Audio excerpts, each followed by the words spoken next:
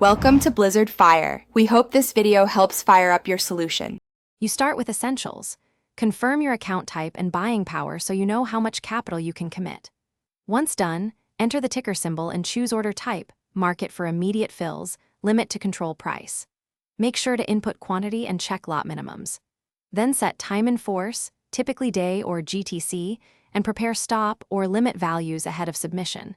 This prevents rushed decisions and unexpected fills when markets move quickly. Now you configure the complex middle steps that determine outcome and risk. First, decide precise price mechanics. A limit price secures worst acceptable execution. Market yields speed but potential slippage. Next, attach risk controls, stop loss, take profit, or a trailing stop expressed as a % or dollar amount, because these automate exits. Also review estimated fees and expected slippage so you know net cost. Once satisfied, double-check quantities, then move to confirm preview to avoid input errors. Before submitting, do a final review.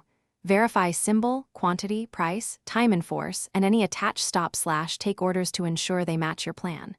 Then submit the ticket and watch the fill status, confirm order ID and save the trade confirmation. If execution differs from expectations, immediately cancel or replace the order if possible. Otherwise, contact your broker with order ID and screenshots. This preserves evidence and speeds resolution. Thanks for watching. If you found this helpful, don't forget to like and subscribe.